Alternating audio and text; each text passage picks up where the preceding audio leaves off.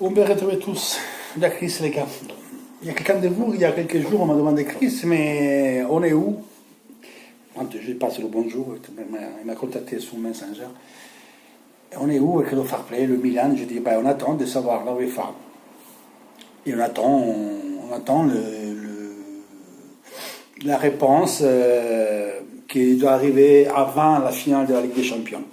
Et ça, c'est pour la sanction que Milan a reçue pour le bilan des années 14-15, 15-16, 16-17. Et dans mes vidéos, j'ai toujours dit que le mercato du Fassone Elise des moins 126 millions d'euros, il n'était pas pris en compte, il serait pris en compte cette année. Donc là, on passe sur le bilan des 15-16, 16-17 et 17-18. Donc là, il y avait des 126 millions d'euros. Le Milan était sanctionné, c'était encore les 3 dernières années de Berlusconi, c'est ça que Milan a violé pour rapport au fair play financier. Il a été suspendu de toute compétition européenne. Bref. Ensuite, s'est installé Yang Lee, qui est arrivé avec on achète ici, il avait fait je ne sais pas combien d'argent chez Elliott, pour les patati patata, et après il n'avait pas de garantie.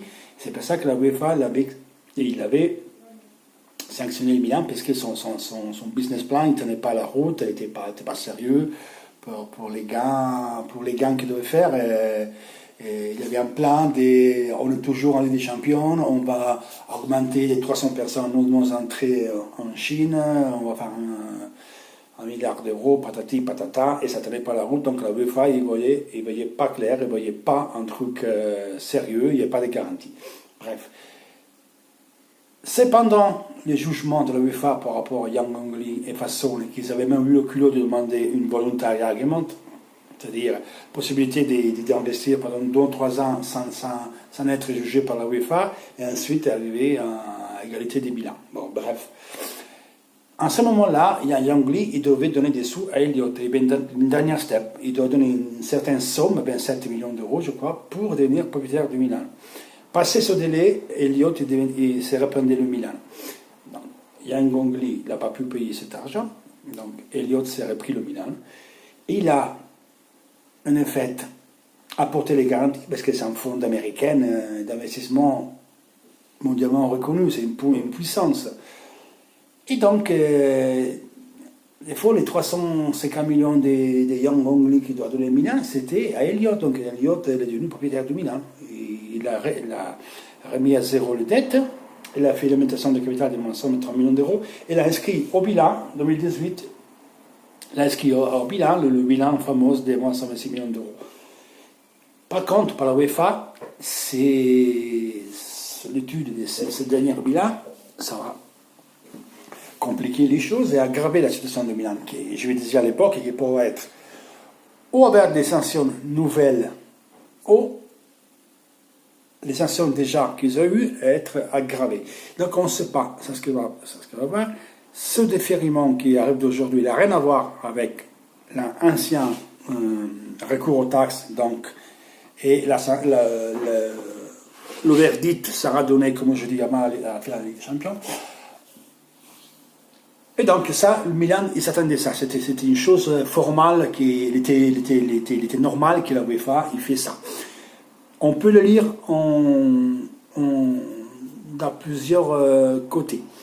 La UEFA, comme ça, il va dire à Milan, vous avez vu, déjà, on va déjà sanctionner. Maintenant, il y a ça, que ça va aggraver votre situation. Et vous, ce que vous avez fait, vous n'avez pas respecté les autres paramètres.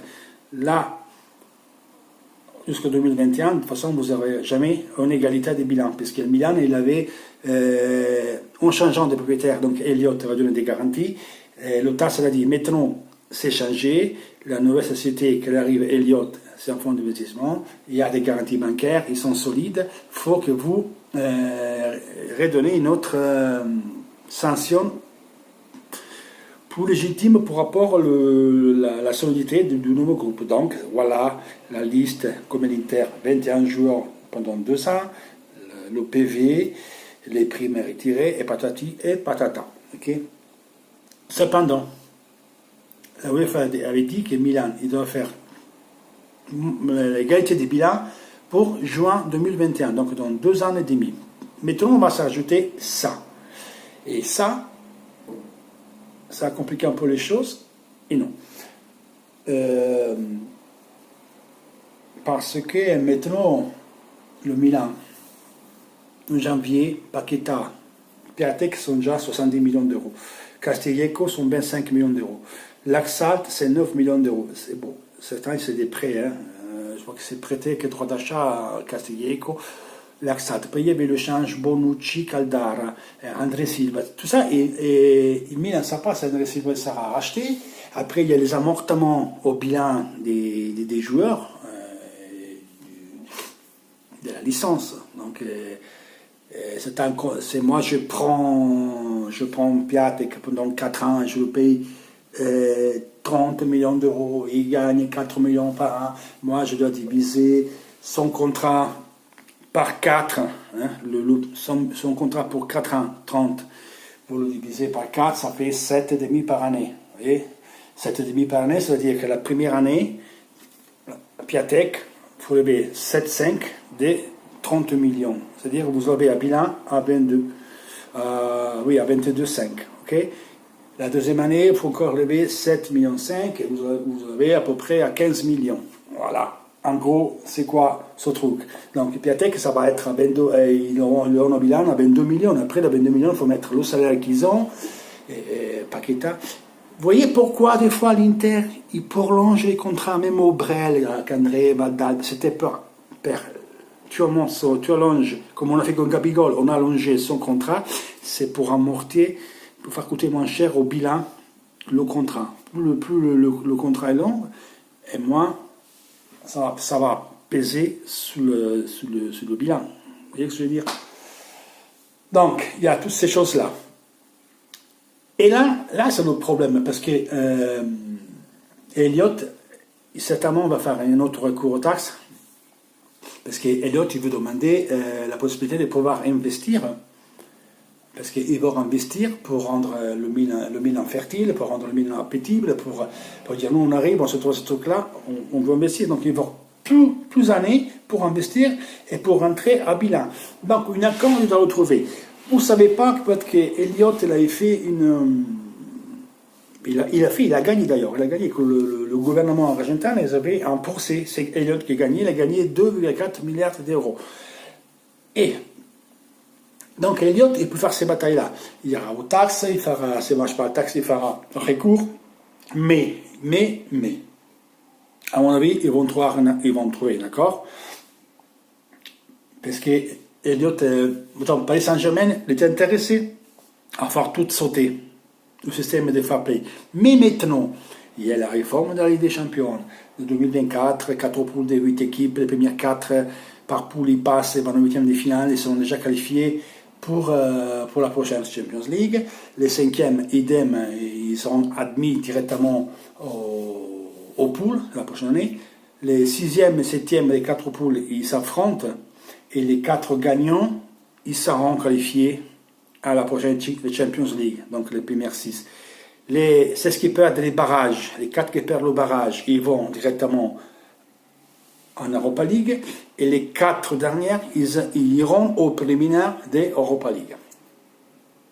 Tout ce bordel. Donc, de ce côté-là, et Milan est en première file avec Paris Saint-Germain, la Juve, le Real Madrid, le Barça, il y a l'Inter, il sera à Marseille invité pour Paris Saint-Germain. C'est un peu compliqué. Donc, ils ne peuvent pas aller faire une guerre et faire tomber le système. En plus, Paris Saint-Germain, maintenant qu'il y a la Coupe du Monde en Qatar, ils ont les droits télévisifs, ils ne peuvent pas se permettre d'y aller assez bagarrer avec la UEFA. Idem le City, parce qu'ils ont des intérêts dans le foot anglais. Et en plus, Elliott, c'est un fonds d'investissement, et là, quel Milan de foot, il n'y a rien d'autre. Paris Saint-Germain, avec les télés, et dans les plus mollo, idem City. Donc voilà, quel emprunteur, maintenant, le fair play est né parce que passer de faire baisser les prix pour essayer d'écarter la différence entre la petite et grande jusqu'à aujourd'hui, c'était le contraire, mais bon, c'était ça le but. Et donc, il dit quoi, il faut qu'un emprunteur propriétaire comme ceux des Qatar, ceux de l'Inter, comme ça, ils peuvent pas couvrir avec leur argent le dette. Alors que, selon ce qu'ils disent, que fonds de dette, ils pourraient le faire, mais tu peux pas parce que tu es propriétaire. Parce qu'il faut d'elle, comme un Paris Saint-Germain, mais comme Saint-Denis, ils n'ont pas de problème à couvrir. Mais pour les règles de fair play, tu ne peux pas. Alors, c'est compliqué. Et moi, je pense qu'à la fin, ils vont trouver un accord. Parce qu'après, si ça va sauter le fair play et tout, les équipes qui sont chiées, comme l'Inter, comme la Rome, comme Marseille, comme Lyon, comme l'équipe qui sont exclues de la Ligue des Champions, comme Valence, comme Séville, ils avaient des sous, ils ne pouvaient pas dépenser, ils doivent faire les plus-values, ces cagades comme ça. Ça va créer un bordel. Donc je pense qu'à la fin, ils savent sanctionner Milan, mais on verra de quelle façon. À mon avis, ils vont trouver un accord entre eux. On verra bien les gars, toujours l'Inter la prochaine.